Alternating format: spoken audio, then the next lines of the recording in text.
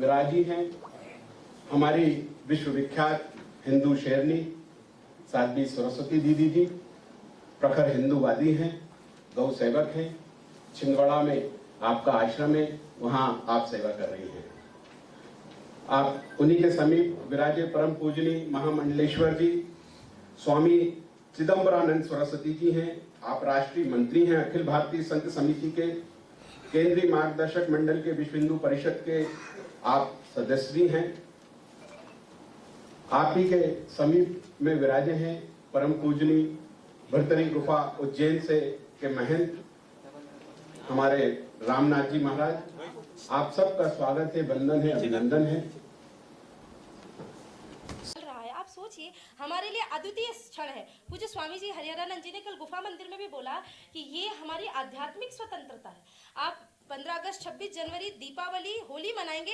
मुझे लगता है आने वाले समय में अब हर वर्ष लोग 22 जनवरी को हमारी धार्मिक स्वतंत्रता के रूप में मनाएंगे। तो मुझे लगता है कि ये विषय को इतना नहीं बढ़ाना चाहिए कि किसने क्या विरोध किया, प्रतिष्ठा कैसे होनी चाहिए, क्या कैसे होनी चाहिए।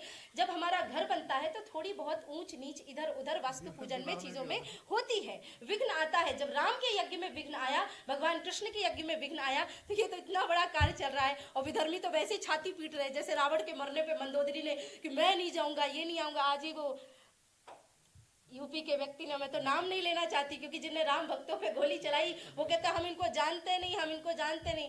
तो भाई ये सब लोग एक थाली के चट्टे बट्टे, ये छाती पीटते रहेंगे, इन पे ज्यादा ध्यान मत दीजिए। जैसा कि हम सबको ज्ञात है कि 22 जनवरी को अयोध्या नगरी में रामलला की प्राण प्रतिष्ठा होने जा रही है। गलत क्या हो रहा है?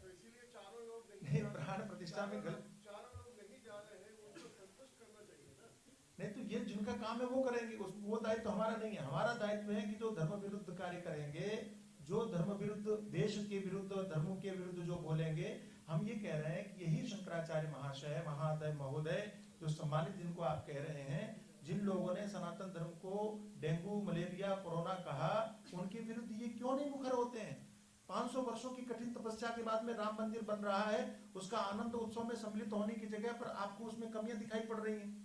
मेरा छोटा सा निवेदन है कि जो धर्म का विरोध करने वाले लोग हैं, जो देश का विरोध करने वाले लोग हैं, हमारा विरोध उनके विरुद्ध होना चाहिए कि राम मंदिर का विरोध हमको करना चाहिए?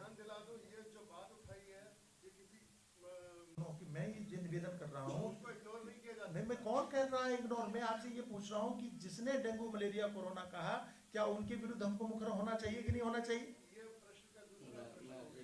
मैं निवेदन करूँ,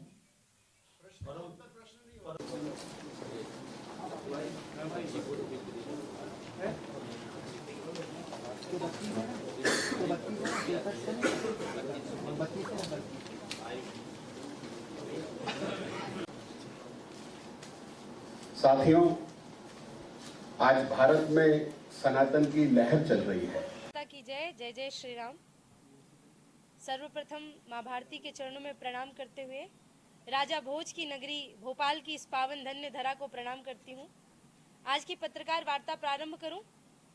परिचय तो हमारे अभय भैया ने दे ही दिया है, परंतु प्रणाम निवेदन करना चाहूंगी परम पूजनीय श्री महामंडलेश्वर हरिहरानंद जी स्वामी जी को, जो हमारे छोटे से आग्रह में बिलासपुर से रायपुर, रायपुर से भोपाल होते हुए और घोर जंगलों में जहां वो कार्यक्रम कर रहे थे वहां से निकल के आए। तो पूज्य महाराज श्री को प्रणाम हम सभी के सन्मुख आने के लिए। मुंबई मीरा रोड में धर्म की अलग जगाते हुए और अयोध्या के लिए महाराज जी प्रस्थान कर रहे थे, हमारे परम पूजनीय महामंडलेश्वर स्वामी श्री चिदंबरानंद सरस्वती जी महाराज जी। परंतु संत शक्ति आंदोलन कैसे आया, कहाँ से आया, वो तो मैं आपको बाद में बताऊंगी ही, परंतु महाराज जी उसके एक सूत्रधार हैं। और आप श्री एक निवेदन में पूरे भारतवर्ष में कहीं भी जाने के लिए तत्पर हैं धर्म राष्ट्र समाज के लिए। आप श्री को मैं प्रणाम करती हूँ। रामनाथ बाप जी, जैसा राम का नाम है, राम जितने सरल, सौम्य और मर्यादित हैं, वैसे ही सीधा साधा सरल इनका जीवन है और वो स्वरूप में उनके दिखाई देता है। मैंने बाप जी से कहा, बाप जी उज्जैन में ही करने वाले थे पहले, पर भोपाल कर रहे हैं क्योंकि राजा भोज की नगरी है और भोपाल की आवाज तो दिल्ली तक जाती है। तो महाराज जी ने कहा तुम भोपाल करो, दिल्ली करो, जहां करोगे हम आ जाएंगे। तो पूज्य महाराज श्री का बहुत आशीर्वाद मिला, आपको कोटि कोटि प्रणाम करती हूँ। विराजमान उपस्थित सभी पत्रकार बंधु, आप सभी का भी स्वागत करती हूँ। धर्म रक्षक और हमारे अभय भैया, समस्त लोगों का भी मैं बहुत बहुत साधुवाद और स्वागत करती हूँ। संत शक्ति आंदोलन, पीछे आप बैनर देख रहे होंगे तो बड़ी उत्सुकता हो रही होगी कि ये क्या नया चालू हो गया। हाँ, एक से एक पार्टियां बन रही है, एक से एक चीजें। आप संत भी कोई पार्टी बना रहे हैं क्या? तो ये कोई पार्टी नहीं है। संत शक्ति आंदोलन का प्रादुर्भाव कैसे हुआ, मैं उसको संक्षिप्त में बताती हूँ और फिर हम आगे चर्चा करेंगे। देखिए, मैं आपको एक संक्षिप्त में सारी भूमिकाओं को बांधते हुए बस इतना कहना चाहती हूँ। पार्टी के विरोध के लिए संत आंदोलन नहीं बना था, लेकिन क्योंकि पार्टी का नाम लेंगे तभी वो लोग चिन्हित होंगे, एक एक व्यक्ति का नाम नहीं ले सकते हैं। संतों को जगाना, पहले लोग कहते थे संत राजनीति पे बात नहीं करते, अब आज संत राज धर्म पे बात करने के लिए आए हैं। तो समस्त मीडिया से भी निवेदन, अब भोपाल में करने का कारण इसलिए है क्योंकि यहाँ पे काफी सारे हमारे संगठन के लोग, कार्यकर्ता सब जागृत हैं। हमारे अभय भैया, हमारे आलोक भैया, भले वो राजनीतिक आदमी है पर मैं मन से उनके सामने भी बोलती हूँ, मैं कुछ भी बोलूंगी, आप भैया देख लो अपना प्रोटोकॉल। तो वो कहते नहीं दीदी ठीक है, मैं अभी भक्त बन करके आया हूँ, अभी मैं शिष्य बन के आया। तो वो वैसे सुनते। हमें ऐसे लोगों की आवश्यकता है देश में जो राम का काज करे और अपना प्रोटोकॉल साइड में रख करके ये बात कहे कि जो हमारे राम का नहीं वो हमारे काम का नहीं। और मैं पुनः आप सभी को भी, सभी लोगों को, क्योंकि हम सभी आमंत्रित हैं राम मंदिर अयोध्या के लिए और हम सौभाग्यशाली हैं कि देश के लाखों करोड़ों संतों में हम लोगों को उन्होंने आमंत्रित किया। हम पूर्णतः जाएंगे। जो लोग नहीं जाते हैं, अगर संत समाज के हैं तो उनसे कैसे निवेदन करना है वो लोग वो देख रहे हैं। जो विधर्मी लोग हैं, मैं तो कहती हूँ राम काज में विधर्मियों को आना ही नहीं चाहिए, क्योंकि मारीच सुबाहु गए तो विश्वामित्र जी को कितना यत्न करना पड़ा था। अब ये लोग अगर वहां पे चले जाएंगे तो कहीं ना कहीं ऐसा लगता है ये कलंकित ही होंगे, क्योंकि जनता तो इनको कभी स्वीकार नहीं करेगी। वहां जाकर के बेइज्जत होने से अच्छा ये लोग अपने घरों में ही रहे, वही ठीक है। और पुनः आप सभी को बहुत बहुत शुभकामनाएं, बहुत बहुत धन्यवाद। इस संत शक्ति आंदोलन को हम आज से एक प्रचंड युद्ध के रूप में आगे लेके जाएंगे। अभी तो केवल झांकी है, मथुरा काशी बाकी है। कृष्ण लला हम आएंगे, मंदिर वही बनाएंगे। ये आंदोलन पूरा, मैं आपको ये बताती कि सिर्फ अगर दो पीठ की चर्चा करेंगे ना तो 500 वर्षों का किया हुआ संघर्ष व्यर्थ चला जाएगा। और रही बात कैसी प्राण प्रतिष्ठा होगी, किनसे सलाह ली, किनसे मशवरा लिया, क्या नहीं किया, ये सारी जानकारियां विस्तृत रूप से गूगल से लेकर के और विश्व हिंदू परिषद की और अयोध्या धाम तीर्थ क्षेत्र की वेबसाइट में सब मेंशन है। मैं बस एक बात बोलना चाहती हूँ, ये संत शक्ति आंदोलन ही इसलिए है कि हम पहले संतों को ही आईना दिखा रहे हैं, हम ऐसा नहीं कर रहे हैं। आंदोलन इसलिए क्योंकि समय नहीं है किसी भी चीज का। जब विधर्मी कार्य करते हैं ना तो विधर्मी कार्य करते हैं बहुत तीव्र गति से और विधर्मियों की शक्तियां बहुत ज्यादा हावी हो जाती है। बाबा तुलसीदास जी कहते हैं कि बहुत जल्दी जो दुर्भाव होता है ना उसका प्रभाव बहुत जल्दी पड़ता है। राम राम राम राम राम राम राम राम कितनी बार जपते हैं, पर जैसे ही पीपल के पेड़ के पास से रात को निकलेंगे तो जय हनुमान ज्ञान गुण सागर याद आता है, क्योंकि हमको पता है कि उसमें भूत है। भूत याद जल्दी आता है। ये जो विधर्मियों के भूत है ना वो इतने फैल रहे हैं कि अब आंदोलन करना पड़ेगा। याचना नहीं, अब रण होगा, संघर्ष महाभीषण होगा, क्योंकि राम मंदिर को 500 साल लगे तो क्या लगता है कि हम मथुरा के लिए और काशी के लिए भी 1000 वर्ष, जो हमारे युवा आज के मंदिर नहीं जाते वो आने वाले समय में मंदिर क्या बनाएंगे। और मंदिर अगर बनाना है तो आंदोलन की ही आवश्यकता है। बिल्कुल सही कहा आपने, मैं उसी पॉइंट पे आना चाहती हूँ। इन्होंने कथा कराई और उसके बाद पता है क्या बयान जारी किया। जब बागेश्वर जी ने मंच से कहा सनातन धर्म की जय हो, सनातन के हम ये हैं, तो उन्होंने हिंदू राष्ट्र का जब नाम लिया तो इन्होंने पता है क्या कहा। इन्होंने प्रेस कॉन्फ्रेंस में कहा, आप यूट्यूब में ढूंढ लीजिएगा, इन्होंने कहा था कि ये इनको हमने नहीं बुलाया, ये तो हमारे क्षेत्र में आ गए थे तो मैं यहाँ का प्रतिनिधि होने के नाते उनका स्वागत करने के लिए चला गया था। हेलीकॉप्टर स्वागत के लिए आदमी भेजता है, तुम चुनाव प्रचार के लिए संतों का इस्तेमाल करो, उसके बाद संत आने के बाद तुम कहो हमने इनको बुलाया नहीं था। इससे बड़ा अपमान और संतों का क्या होगा। यही तो सारी समस्याएं हैं। ये बताइए, आपने जब जिक्र किया कि इतने साल से सांसद है तो जनता चुनती है, तो क्या जनता अपमान कर रही है? उसके पीछे की सिर्फ जनता चुनती है उन्हें कि नहीं चुनती है? जनता बिल्कुल चुनती है, क्योंकि उसके वही देखिए, जनता 2013 से पहले जो चल रहा था उसको भी तो जनता ही चुन रही थी। रावण के काल में जो चल रहा था वो जनता ही तो थी। दो प्रकार से चीजें गलत है भैया, हमें पूरा, आप वाक्य पूरा करने दे, आप वाक्य पूरा करने दे। राज्य रावण का भी था, राज्य कंस का भी था। मैं मुंबई जाती हूँ तो बोलते हैं यहाँ दाऊद का राज था, तो क्या वो राजा बन गया? डरा के राजनीति करने में और सही तरीके से राजधर्म चलाने में बहुत अंतर होता है। छिंदवाड़ा की जनता को सिर्फ डराया, और जितनी बार भी चुनाव हुआ लोकसभा के, सिर्फ 10-20 हजार से 15 लाख वोटर्स में अगर 10, 20, 25, 50 हजार वोट में कोई व्यक्ति हारता है तो मैं नहीं मानती कि उसकी बहुत बड़ी बहुमत में जीत होती है। लोकसभा के चुनाव आप लड़ेंगे छिंदवाड़ा? मुझे 2 ही काम करने हैं। एक काम ये करना है कि सनातन धर्म की पुनर्स्थापना करानी है, क्योंकि छिंदवाड़ा इतना धार्मिक है, हर गली में हर स्थान पे आपको मंदिर मिल जाएंगे, कथाएं होती रहेंगी, वो सब होगा। बस एक विधर्मी अगर हट जाएगा तो वहां का पूरा वातावरण भगवा में और राम राज्य हो जाएगा। दूसरी बात आपने बोली कि जहां पे इतनी धार्मिकता है, साउथ की बात आप करें, काम की बात करें जी। पश्चिम बंगाल तो 6 बार ममता नाम है उसका, उसके अंदर कोई ममता नहीं है। मुझे 6 बार घिराव करके पश्चिम बंगाल से भगा दिया गया। मेरा तो पहला टारगेट है, अगर मेरी बात कैलाश जी भाई साहब तक जाएगी तो कैलाश जी विजयवर्गीय वहां प्रभारी थे, मैंने उनको 3 बार फोन किया था, उन्होंने सहायता भी भेजी थी और उन्होंने ये बात मुझे बोली थी कि दीदी अब आप तभी पश्चिम बंगाल जाइए जब पूर्णतः स्वतंत्रता के साथ। तो छिंदवाड़ा की शक्तियां उभरने के बाद, क्योंकि मैं मेरे क्षेत्र की जिम्मेदारी, मैं अभी सभी साधु संतों से एक बात कहना चाहती हूँ, पहला कुछ पश्चिम बंगाल ही करना है, बांग्लादेशियों को भगाना है और पश्चिम बंगाल की सुंदर धरा को पुनः वैसा ही बनाना है जैसा काली माता की धरती और रामकृष्ण की धरती। पूरे देश का बिल्कुल, आंदोलन है ये पूरे देश का आंदोलन है। लोकसभा चुनाव में भाग लोग आंदोलन बिल्कुल, ये आंदोलन मरने वाला नहीं, ये कोई लिमिटेड स्कीम नहीं है कि 3 महीने के लिए हमने कोई योजना चालू करी है।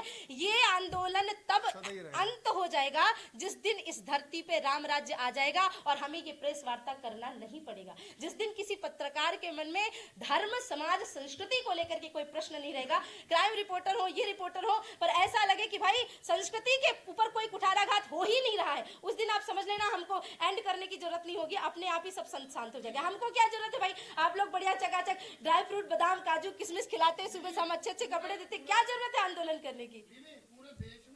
आंदोलन उस दिन नहीं करेंगे क्योंकि उस दिन उत्सव है। हाँ, उसके लिए बस इतना कहना चाहती हूँ, बहुत सारी हमारे विश्व हिंदू परिषद के द्वारा, विश्व हिंदू परिषद जी बहुत संक्षिप्त में आपको बताऊंगी, राष्ट्रीय स्वयंसेवक संघ, विश्व हिंदू परिषद और सभी संगठनों के माध्यम से अक्षत वितरण का कार्यक्रम किया गया, जिसमें आपको एक पत्रक भी दिया जा रहा होगा और निवेदन भी किया जा रहा है कि जो भी अयोध्या आ रहे 30 तारीख के बाद। और एक बढ़िया बात बताती हूँ, विश्व ट्रैवल और इसके टूरिज्म के रिकॉर्ड के अनुसार, जो मेरे पास खबर थी अभी 10 दिन पहले, सारी दुनिया के रिकॉर्ड अयोध्या ने तोड़ दिए हैं। लोगों ने 4-4, 5-5 महीने के बाद तक की टिकट्स, होटल, ये सारी चीजें लखनऊ और पूरे उत्तर प्रदेश में बुक करा लिए हैं। तो मुझे नहीं लगता इससे बड़ा कोई उत्सव हो सकता है। जो लोग 22 जनवरी को ये बहुत लिमिटेड कार्यक्रम है, उसके बाद से सबके लिए मंदिर खुलेगा, लोग अपने घरों में दीप जलाएं, सुंदरकांड का पाठ करें।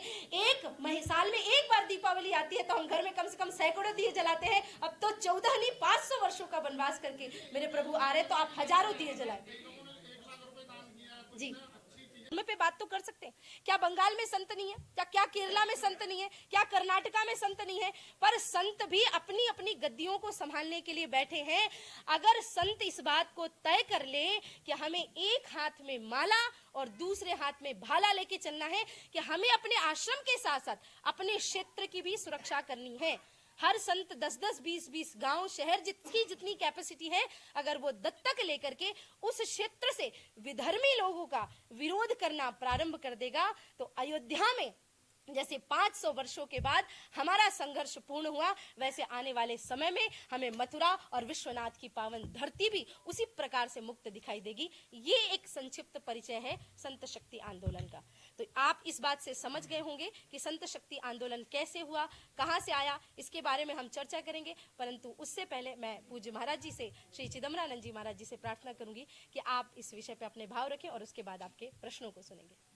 अगर आने वाले समय में बीजेपी राम का विरोध करेगी तो हम बीजेपी के विरोध में भी खड़े होंगे, ये बात निश्चित है। साध्वी सरस्वती का नाम लिख लीजिए। और अगर बीजेपी ने राम का विरोध किया तो मैं उनका विरोध अगर नहीं करूंगी, तो पूज्य महाराज जी और मेरे गुरु जी के सानिध्य में बात कर रही हूँ, भागवत कथा 6 वर्ष की उम्र से कर रही हूँ, कथा करना बंद कर दूंगी अगर मैंने राष्ट्र का विरोध करने वालों के ऊपर आवाज नहीं उठाई। तो इससे बड़ी बात कुछ नहीं कह सकती हूँ, मेरा कोई स्वार्थ नहीं है। दूसरे दल राम का समर्थन करने लगे, हम उनका स्वागत करेंगे, हम उनका सम्मान करेंगे। करें तो दिल से। सरकार कुछ कर रही थी, कौशल्या देवी का राम अरे देखिए, वो शक्तियां आप सब जानते हैं, ऐसा हमारे स्वयं निर्मित कहीं से शक्तियां नहीं है। आप मुझे बताइए कि जब इंदिरा गांधी के समय में हमारे करपात्री जी महाराज ने गौ माता के लिए आंदोलन किया, उस समय से लेकर के आज तक मेरे पास तो प्रमाणित रूप से है, आप सब यूट्यूब फेसबुक पे खोल के देख सकते हैं, तब संतों पे गोलियां चली, गौ माता पे गोलियां चली, और आज भी मैं अपनी बात कर लेती हूँ, बाकी सभी संतों का आप सब जानते हैं, लक्ष्मणानंद, निश्चलानंद सरस्वती और जितने ये सब लोग, ये सब अपनी अपनी व्यथा बताएंगे, भले ये आज किसी भी विरोध में खड़े हैं, पर इनको पता है मेरे ऊपर स्वयं कितने बार कुठाराघात प्रहार किया गया। और सबसे बड़ी बात मैं आपसे कहना चाहती हूँ, इन्हीं की सरकार कांग्रेस बीफ पार्टी का आयोजन करती है। मैं छिंदवाड़ा जिस जगह से आती हूँ, उस जगह पे संघ की भूमिका से मैं आती हूँ, और ये लोग कहते हैं, इनकी सरकार कहती है हमारी सरकार आने दो, संघ वालों को देख लेंगे, और ये पूरा यूट्यूब में वीडियो डला हुआ है। तो मैं डंके की चोट पे इन सभी विधर्मियों का विरोध करने के लिए, और उसमें अगर आप पार्टी के नाम पूछते हैं तो वो पार्टियों के नाम भी मेंशन है जी। भारत माता की जय। संत शक्ति आंदोलन, इसका सीधा सीधा हम भाव आपको बताते हैं। ये भाव ये है कि जिस प्रकार से प्रभु श्री राम के जन्म से लेकर के, जैसे प्रभु श्री राम का जन्म हुआ महाराज वशिष्ठ जी की कृपा से, और उनके जीवन में आत्री से लेकर के और भरद्वाज जी से लेकर के अगस्त ऋषि से लेकर के कितने संतों का आशीर्वाद हुआ। मैं सदैव कहती हूँ कि संत गद्दी पे भले पहले ना बैठा हो, लेकिन संत ने ही सदैव राज्य को चलाया है। संत शक्ति आंदोलन का एकमात्र लक्ष्य यह है कि भारत के जिन जिन राज्यों में विधर्मी सरकारें हैं, जिन जिन राज्यों में लोग राष्ट्र विरोधी बातें, राष्ट्र विरोधी गतिविधियां करते हैं, हम उनकी कुर्सी सहित उनको जड़ से फेंकने के लिए संत समाज सुसज्जित है, और समस्त संत समाज अपने अपने क्षेत्रों की जिम्मेदारी लेगा। जिस प्रकार से मैंने छिंदवाड़ा की जिम्मेदारी ले ली है, उस प्रकार से सभी संत, और ये केवल एक मध्य प्रदेश का आंदोलन नहीं है, पूरे भारतवर्ष का आंदोलन है। और कभी देखो, महाराज जी ने कहा विदेश में विरोध नहीं होता, विरोध हमारे घर में हो रहा है, तो उन घर के विरोधियों को पहले हम ठीक करेंगे। उखाड़ के फेंकने का मतलब ये नहीं है कि हम किसी को जान से मारने की धमकी दे रहे हैं। हमारा राष्ट्र कहता है, हमारे पुराण कहते हैं, जब वेन नाम का राजा दुष्ट दुराचारी पापी गतिविधियों में शामिल हो जाता है, तो हमारे संत ने उसकी दाहिनी भुजा का मंथन करके पृथु जी महाराज का प्रादुर्भाव किया। तो इस मंच से यही प्रार्थना करते हैं, सर्वे भवन्तु सुखिनः, सर्वे सन्तु निरामया, सर्वे भद्राणि पश्यन्तु मा कश्चित् दुःख भाग् भवेत्। लेकिन इस दृष्टि से नहीं कि कोई प्यार से नहीं मानेगा तो ठीक है ठीक है ठीक है, राम राम करेंगे। हम वो परंपरा से चलेंगे कि शस्त्र और शास्त्र का समन्वय लेकर के संत भी आगे बढ़ेगा। ये संत शक्ति आंदोलन का हमारा, उसी हनुमान जी की प्रतिमा का केक काटा, टी शर्ट पहनते हैं, टॉवल से हाथ पोंछते हैं, वो सब आप देख लीजिए, ये सब बोल दिया। आप लेट आते हैं भैया और